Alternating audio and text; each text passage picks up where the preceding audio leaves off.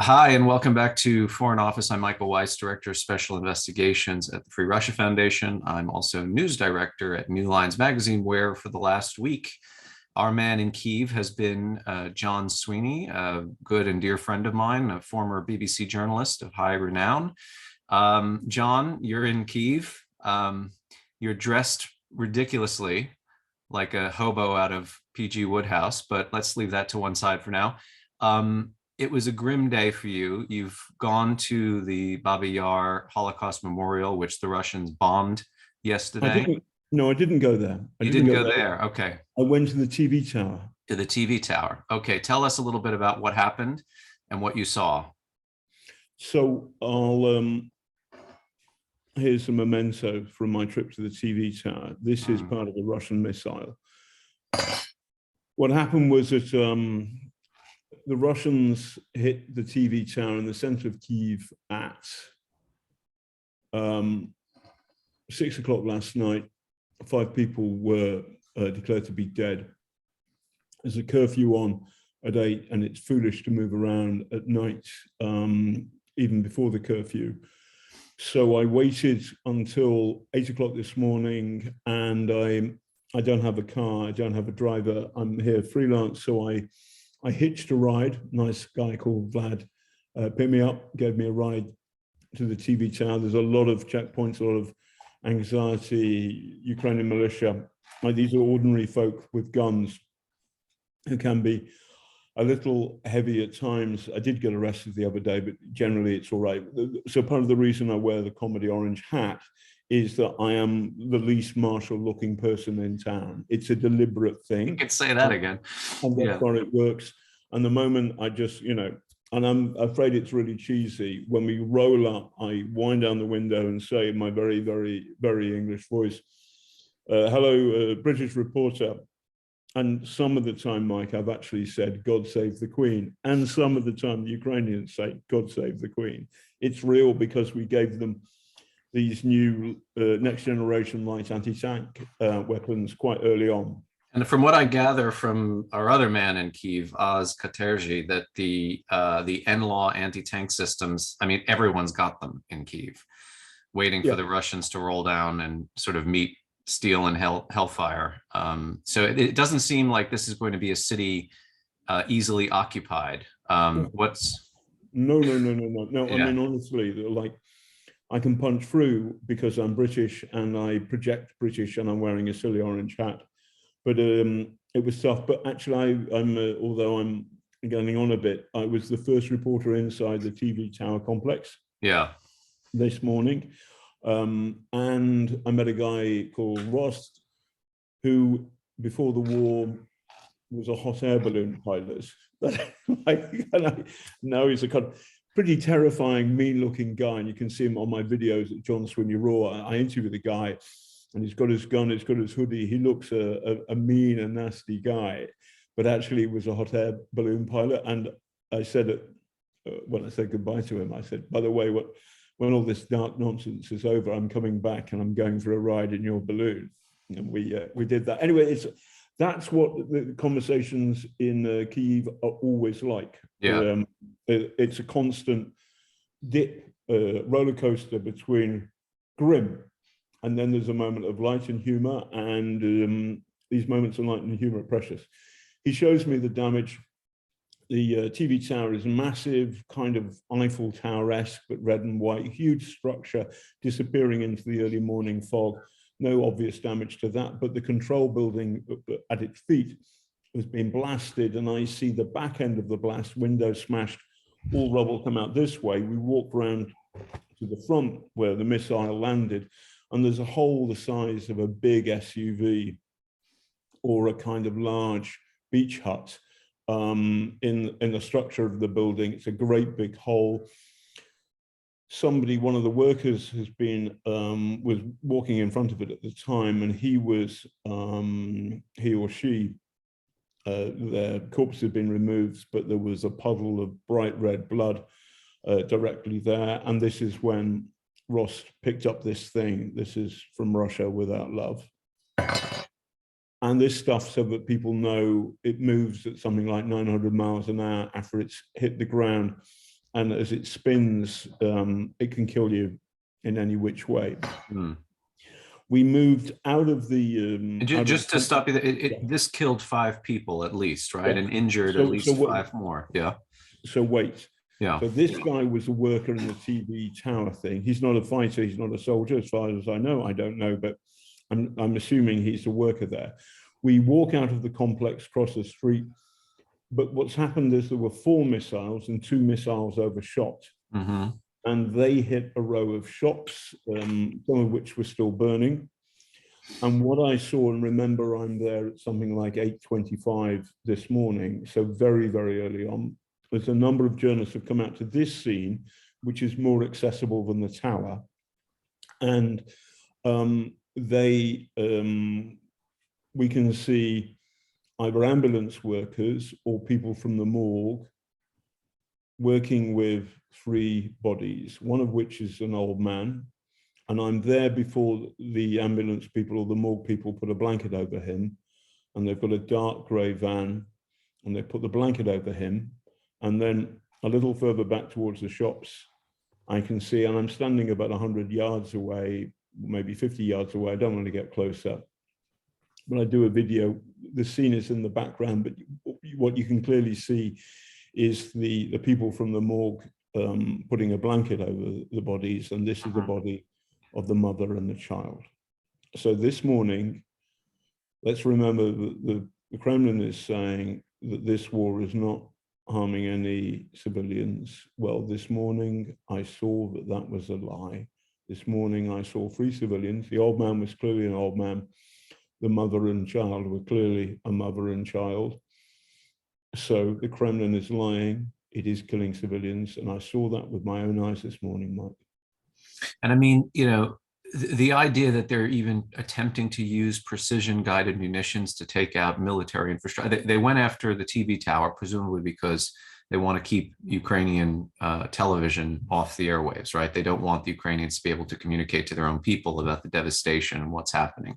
But this seems to me, John, like a very clear-cut case of a war crime that's been perpetrated. And the fact that they will have known that one of the world's most famous Holocaust memorials was right down a few meters away from the TV tower, and they still bombed it. So I don't know. So the problem is I was in such a frantic rush.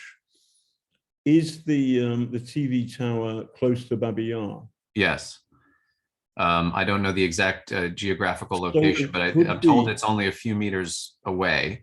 Okay, and Babyn Yar was damaged in the attack on the TV tower. Oh, wow. Yeah. Oh my God. Right. Yeah. Okay. Yeah. So there's video floating around now of the moment that President Zelensky learned of this. Yeah, and he says Russia, congratulations. Yeah. Yeah. So Babyn, so right. So I didn't realize. I mean, I didn't have my guidebook on me this morning, but that makes sense. What I need to do is look at a map. Have you got a map up there? I can send you one, and I'm sure I'll find one and post it on Twitter. Yeah. But okay, yeah, so apparently there's also Jewish. So therefore, it's possible. There's a cemetery there as well. Yeah. So what's happened is that they've killed. That stuff wouldn't. Like the dead cannot be killed, but there was enough spread. Like these missiles are big. The size of a. I mean, I don't know how big they were, but the hole they punched in the building was massive, and 2 overshots, and it's easy that the one that overshot would have also smashed graves in Babyn Yar. Obviously, that's offensive to anybody who understands that the Holocaust was the darkest moment of the 20th century. But they've killed people. Civilians today. So that is, for me, the greater war crime. But Babyn Yar is an insult to civilization and to humanity. So this war is not going well for Vladimir Putin. No, I mean, I've just seen images. There was an attempted Russian landing operation in Mykolaiv, and it looks like maybe 24 Russian I don't know what they are, naval infantry, I would imagine, on their hands and knees with their hands rather behind their heads. They've been captured. Look, I mean, I got off the phone with a former U.S. Army colonel today who said that he's been just looking at one account online, which is an excellent resource for open source intelligence called Oryx, who's been posting updates around the clock of captured or destroyed or simply deserted Russian equipment, everything from tanks to BTRs to advanced anti-aircraft systems, tractors literally pulling anti-aircraft systems down the road. So my favorite thing is, I mean, I can swear, can't I? So You can swear. Sorry, that's my Yeah, go on. That's my daughter saying hello. I'll phone her back shortly. The don't fuck with Ukrainian tractor boys. There's actually an image of two Ukrainian tractors towing back a perfectly intact Russian armored kind of artillery tank. I think it's firing Grad missiles or something like that, which is worth $25 million. Yeah. And these two tractors are taking it away so that the Ukrainians can use it. Now, this is, you know, I find it, I think George Monbiot tweeted, this is plowshares into swords. I mean, beautiful, beautiful imagery. And it's entirely consistent with my experience of Ukrainian fighters in this is the thing that's been so difficult to kind of, well, first of all, you know, having been to Kyiv only, what, 3 weeks ago. So I was there from the end of January to the first week in February, when everything was quiet, life was carrying on as normal. People were out at bars, restaurants, shops. There was none of this siege mentality or siege conditions. And I kept doubting myself, because everywhere I went and everyone I spoke to, from just the man in the street to the secretary of the National Security Council to Rada deputies who had either been working for Petro Poroshenko's administration trying to integrate Ukraine into the European Union, or who had been commandos fighting with the Alpha unit of the SBU in Donetsk International Airport in one of the most pitched battles of the dirty war in the East in 2014. Every single person, to a man and woman, we will pick up arms, we will fight, we will defend our country. Russia thinks that they can come here and liberate us, or that they're going to somehow, we're going to welcome them with open arms and chocolates. Bullshit. That we're going to turn this into their graveyard. And look, I mean, we don't need to be too optimistic or rah-rah about the way the war is going. Obviously, there's a humanitarian catastrophe unfolding.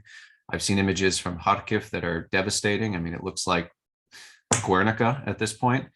But this certainly is not going as swimmingly as the Russian general staff and Vladimir Putin will have planned or thought it would. And also the morale on the Russian side. I mean, if the social media posts and videos I've seen of soldiers who are captured, POWs, or simply run off and deserted their equipment is anything to tell, the morale is in the toilet, whereas the morale on the Ukrainian side is quite high. The latest poll I saw, President Zelensky is polling above 90% now approval. 88% of Ukrainians think they're going to win this war. So these are the kind of metaphysical aspects of the intangibles that do matter in conflicts such as these. Yes. There's quite a few people saying, have spotted that rather than wearing a helmet and a flak jacket, I've got an orange hat and a duffel coat. And I'm, by the way, I'm not an idiot. I'm trying to get myself a flak jacket and a helmet, but it's there's a run on the market right now. I should have bought one. I was before the war. I was foolish. I kind of understood, along with everybody else, that it wasn't going to happen because it was mad. It is mad to have done this war. And what Putin has come up, Putin has got a Soviet KGB officer's mindset, and he thought people here would greet his troops with, as you say, with flowers and parades and chocolates. And this is completely wrong. And there is nobody inside his dark and lightless bunker who has the moral courage to say, boss, this isn't working. Yeah. We'll see.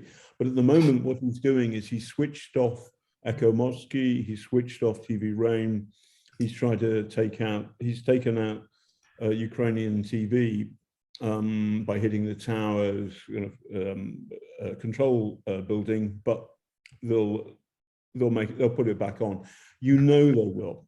It does feel like Dad's Army for real here. Everybody is up for a fight. Corporal Jones, from Corporal Jones to Pike, everybody is up for a fight. I haven't spoken to, I can remember in Yugoslavia where people would come to me and say very quietly, I'm a Tito nostalgist, i.e. people mourn the loss of the Yugoslav compromise. Yeah. Screwed by Milosevic, but nevertheless, there were people on all sides who mourn that loss. I'm not hearing anything like that. I haven't heard a single Ukrainian while I've been in Kyiv who's said, this is our fault, or this is partly our fault. Yeah. Not one. And it is like, I would imagine, and I'm very old, but not that old, what it was like to be in Soho in 1940. By the way, I think a big miscalculation too is that, you know, Putin is operating as though the last 8 years simply didn't happen. He doesn't have an understanding of the law of unintended consequence, and how by taking Crimea and by kicking off this dirty war in Donbass, he has rallied the Ukrainian nation. He has rallied a sense of Ukrainian history and peoplehood and culture. He's truly made Ukraine more of an independent, sovereign country and society than it could have done on its own. Mikey's done worse / better than that. He's created a fighting democratic Europe. Yeah, well, that too, for sure. So he has created a free and democratic Ukraine, which really is going to fight for itself. But also, he has fired some kind of adrenaline into the slightly creaking body of the European Union. And boy, you know, every Ukrainian can come and work and live in Europe for the next 3 years. No more questions. And the British government, which said the great thing about Brexit is we can move decisions faster, is yet to catch up with the fantastic European Union. Yeah. And as I mean, you know, we threw away our European star in 2016 when we voted Brexit. I am more than happy for Ukraine to take our star, but I would respectfully ask the Ukrainians, when they feel it proper and right, to allow us back into the European Union. I've got the prestige power here on my side as a happy citizen of the world and of the European Union. Yes, but now my fellow Ukrainian citizens of Europe as well. So there was a right-wing kind of talk show host in your language called Andrew Pierce, who is on LBC, and he asked me, "How long are you staying, John?" And I said, "Well, mate, I voted Remain in London in 2016, and in 2022, I'm voting Remain in Kiev too. It's the same thing." And his face didn't look good. I mean, it is scary being here and frightening. And at the same time, it makes me feel proud to tell these stories. Well, look, I just want to put something across because, you know, it is true that the US intelligence assessment about the likelihood of this war, and also broadly speaking, how it would go, has been quite good and quite accurate. But what has not panned out, at least not yet, are some of the drip leaks to the press about Kyiv will fall in a day or 2 days or 3 days. Now the latest projections are it's going to take several weeks. And then also Congress apparently was briefed yesterday where US intelligence was telling them, well, actually, this war will drag on for 10, 15, 20 years, and ultimately Russia will lose. I just want to put in perspective, assuming that's even ballpark accurate. Vladimir Putin will be close to 90 years old in 20 years, right? Assuming he doesn't have some kind of nanotech plan for living forever. I wouldn't put it past him. Given his COVID restriction rules, you know, anal swabs and PCR tests for visiting dignitaries, you never know. But, you know, 20 years this war could drag on, according to US intelligence, and ultimately it ends with Russia's loss. I mean, that's what we're looking at now. So the analysis, I think, is wrong. I think Russia will lose. I think Russia is losing and has lost the war. I felt that on day one when the electricity and the internet was still on Kyiv. If you don't knock that out straight away, that's a bit rubbish, frankly, because the Russian soldiers aren't in it. Let's go back to the tractor boys. Where's the crew of that armored thing that the tractor boys are pulling away? They fucked off, didn't they? They fucked off. And they ran into the woods, or they're probably not going to be combat capable, right? They've gone home. They have gone home. They've either gone home to Russia, or they have gone home to their Ukrainian granny and said, hey, granny, you know, and they may well end up fighting for the Ukrainians because that's the good fight to have. So I think that the American intelligence network hasn't properly got to grasp what. So Vlad was knackered when he picked me up, my driver, and I paid him not that much money. Let me think. I paid him something like 30 quid, and he risked his life because some of the checkpoints are jumpy to take me to the TV tower and back again. Yeah. And he'd never met me, and all he saw was my British passport, and he heard my accent. And then the hot air balloon pilot goes out of his way to look after me and show me everything. And when his mates were getting a bit leery, the hot air balloon pilot had my back and everything was good. So this is totally consistent so American intelligence need to listen. And actually, there must be some of them here, but they've got to get it into their thick skulls that the Ukrainians are going to fight like tigers. By the way, I commend American intelligence on getting everything right up till now. Yeah. But I think Putin's in trouble. I think that the oligarchs, I'm always worried about Roman Abramovich's yacht, by the way. I hope it's safe. But they are in serious trouble. They've lost more than half the value. The ruble's tanked 40%, but they know what's coming, which is the Southern District of New York is going to come for their ill-gotten gains. Look, I mean, they PNG'd 12 Russian spies in New York just the other day. I'm told that we can expect waves of PNGs across the world of Russian intelligence. And one of the things that I think this is designed to do is to incentivize defections. You know, I spoke to a former CIA officer yesterday who said every embassy, meaning every US embassy, every UK embassy in the world is going to hang out a shingle saying walk-ins welcome, you know, because the thing about these Russian quote unquote diplomats is when they're in the West, they don't want to go home. They didn't want to go home before, but they certainly don't want to go home to North Korea, which is what they're going to find, you know. So by the way, Mike, Pyongyang is the only place that Russians can fly to now. Is that true? They can go to China, okay. surely. Yeah, okay. Hey, listen, don't ruin my joke. Sorry. But Pyongyang and Beijing, maybe Turkey, well, maybe Damascus, you know, have fun there. But I can't see young Russia tolerating this. So long before, and I think the Ukrainians, they won't win the fight, but they won't lose it, just like Britain in the Second World War.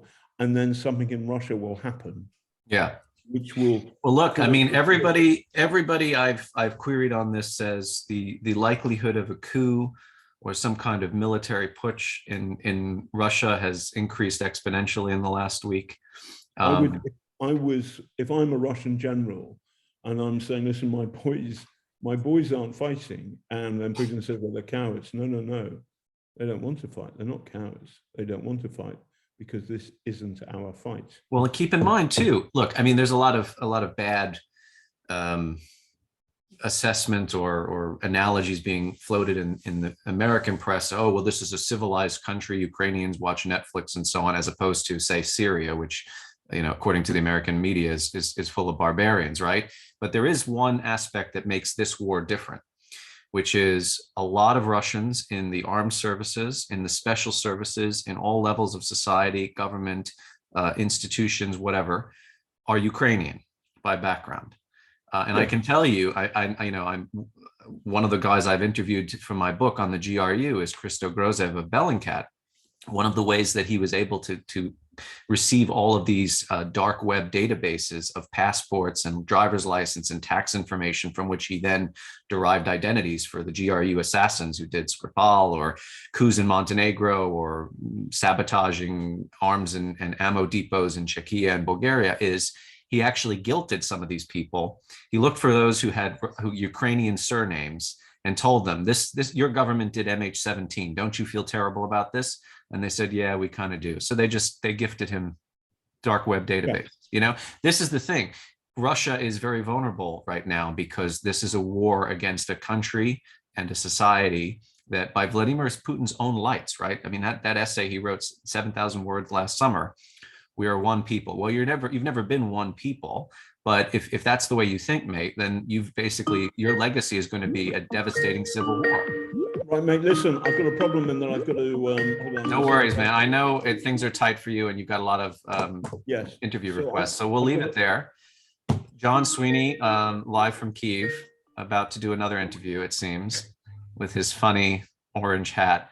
You see, if you were in New York with that hat, that's almost like what they had at the Women's March in 2016 to oppose Donald Trump. Almost. It's not quite the right color, but it's okay. Nearly there. Cheers. Bye.